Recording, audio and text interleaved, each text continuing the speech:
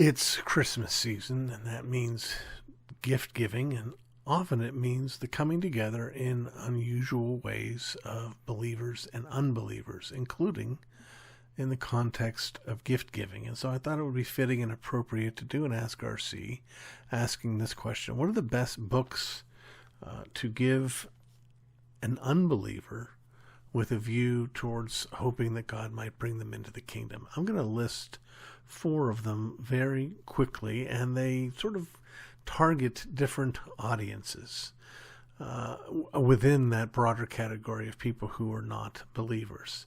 Maybe I'll make it 5. I'm going to start with Mere Christianity by C.S. Lewis. This is a slim book and therefore not at all intimidating. And of course, Lewis is one of the greatest writers of the 20th century with a profound, winsome style. And he does a very good job in Mere Christianity of getting down to the basic evangelical message of how we have peace with God by resting in the work of Christ alone, in a way that's very personal, doesn't require you to be down with all the theological jargon. So that would be one of the great classics that you could use. And I would say for the average adult who's not necessarily an active, violently unbeliever, but just someone that's curious, that'd be a great place to have them start.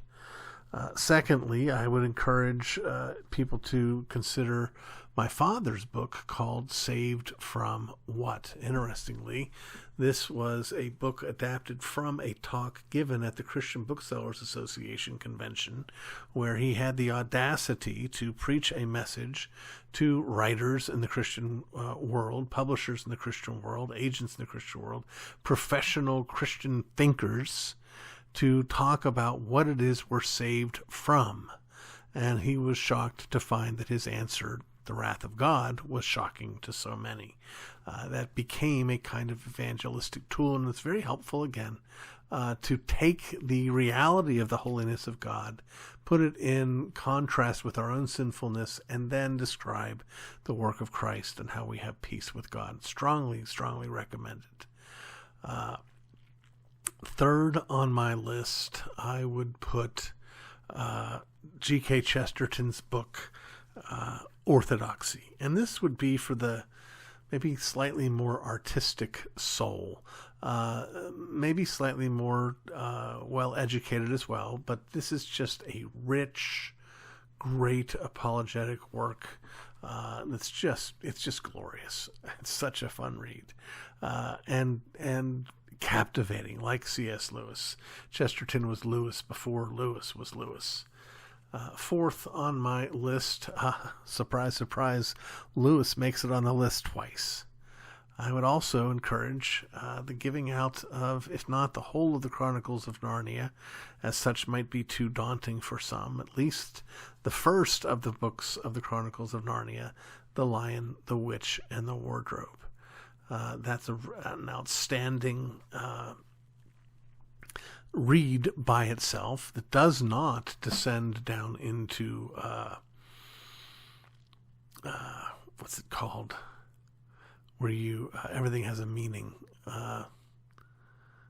Well, I'm about to talk about one of them in just a minute. One of those things that's like Pilgrim's Progress, where allegory, that's the word I'm looking for. It's not an allegory, but it does teach us in, again, a very emotional way about who Jesus is and what he has done for us.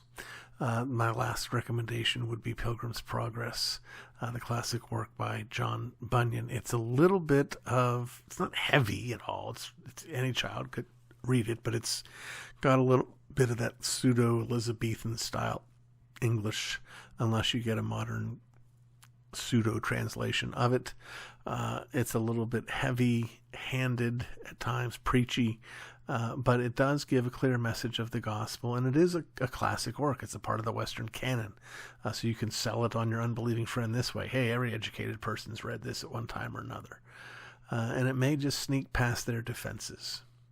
So there's some thoughts. Those 5 books I commend to you. There's certainly plenty more. I would push against a sort of raw apologetic book That's probably not what your friend needs. You need to remember that their problem is not that they don't know, it's that they don't like what they do know.